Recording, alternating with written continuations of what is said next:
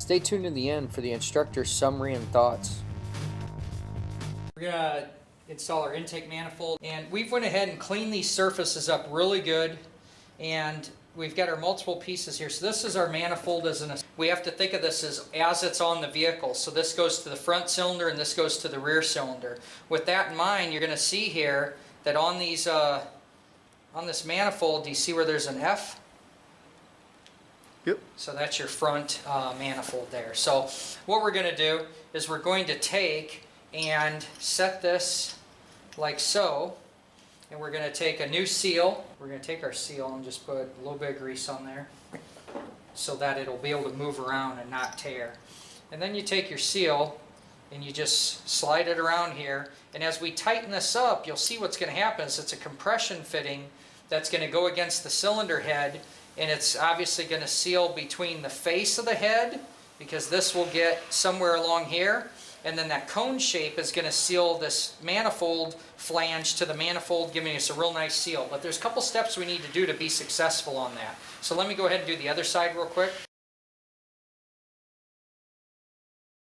I can't stress enough how clean this area needs to be clean. There's another thing about these flanges that I've seen over time that can be a problem, is that when somebody tightens these, over tightens them, like anytime we install fasteners, you guys know this, we're going to take it, pull both of them down evenly until they kiss, and then we're going to fully tighten them, right? Yep. Well, if somebody takes this one really, and snugs it all the way down and then tries to pull this one down, you're going to bend the flange. And so one thing I like to do, I'm just using the bench as an example, is I try and see if I can rock this. Do you see how this is really nice and flat? And I couldn't put feeler gauges under here or anything because this is nice and straight. If I could take this and wobble it, I would absolutely have to replace it. So you got to check your flange integrity. The next thing we have here is we're going to go ahead and just rotate these around so that our cutouts are ready for our bolts. And we just slip them back behind there. And everything about this is where you're going to find success in mounting all this up. Where people go wrong is they just start tightening stuff. And if you just start tightening stuff, you're going to end up having it offset. I'll show you here in a second. So what I'm doing is literally getting everything just hand tight and everything even. Can you see how the intake manifold can go from left to right? Yep. Okay, so we're just kissed, and what we want is we want an equal amount of distance in between here. If I take and suck one all the way over metal to metal, it's not going to let the rubber compression ring do its job. You see that? And then on the other side, it's going to really weaken the amount of real estate that it has available to tighten it up there. So take this manifold and just lightly set it. We just want this, like I said, just snug so that you get the same amount of real estate on that manifold.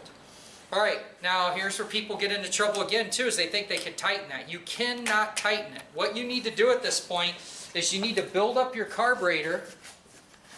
We're going to put a new seal on there. We're going to take our carburetor. This is going to come back off. All right, when I go to install my airbox on here, we put a new gasket in here, and then we have O-rings in here that are really important. If you drop those O-rings or lose them, we're not going to have a good seal right here, which you'll see in a second. So I'm going to take this here, and I'm going to just, like I said, everything is just a loose fit at this point, okay?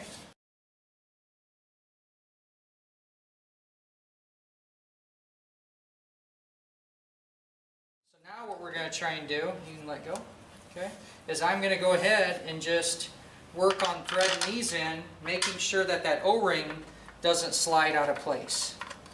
Okay, watch this. Can you see how I can move that around, and I'm changing this gap in here? Yep. Okay. What we're doing is we're lining up that manifold and the carburetor and the airbox and everything so that it's unstressed. Are you with me?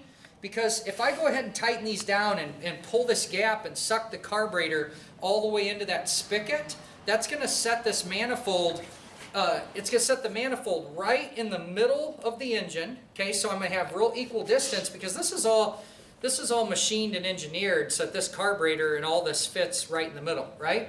Yep. So it's going to basically set that in the middle, and I don't have to assume what the distance is so that I get that equal gap on the seals. Pretty cool? So with this in place, then I can go in, I could tighten this up, torque it to the spec with my carb not in the way, and it won't move around.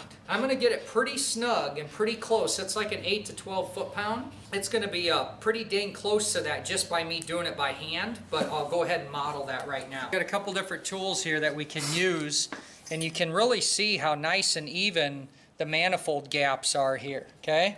The camera angle is a little deceiving. It almost looks like it's bigger right here. With the camera angle straight on there, that baby is about as perfect as it can get, but we'll see once we tighten it up fully here. So I'll go ahead and just, like I said, these can be a little awkward. I want to make sure that I'm only doing, you know, like a quarter turn at a time. So that's one way I can do it. And then let me show you a different tool. And this one's pretty cool because it has a ball end or a straight, okay? And the position we're in here, we're going to try and see. This has forward and tightening capability. I'm going to go here. Okay, I got a quarter turn out of that, so I'm going to quit. I go up here, and what you'll notice is my carburetor bracket is really in my way to allow much movement here. So do you see where we're at a point where we could really take the carb off? Yep.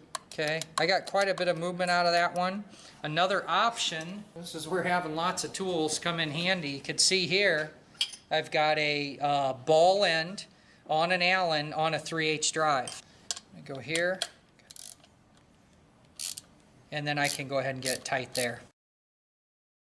That gap's kind of, you know, obviously getting larger as we tighten it down. Yep. Because it's compressing. Notice how even it looks now. Mm-hmm. From side to side, so it's going to end up being perfect, and we don't have to worry about it at all. Now, if I try to get in here at this, I'm going to be able to get, you know, snug turns, but there is no way that I could torque that thing. If I try and torque that with that ball socket on there, and now my sensor's in the way, I'm going to give it a tug here. I'm going to do the same thing on the other side. Take the carb back off. Now I don't have to worry about any alignment issues. This is 8 to 12 foot-pounds. We're already kissed. So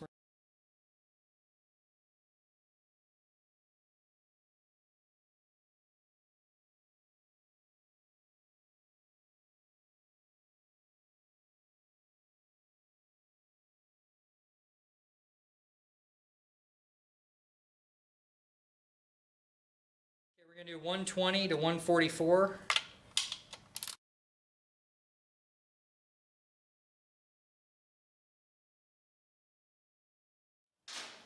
Don't forget, get your breathers hooked up in here. Now we're going to be using this for class here to do some different testing. So we are not going to Loctite this, but it calls for a 243 blue. All right, let's make this run. All right, in summary, just final notes for entry-level technicians really is that anytime we're assembling something, we really have to think about how to pull all those pieces together without stressing them. And I mean, just great examples of this to look back and try and really grasp this as if you've ever put furniture together, especially a desk or play sets or anything.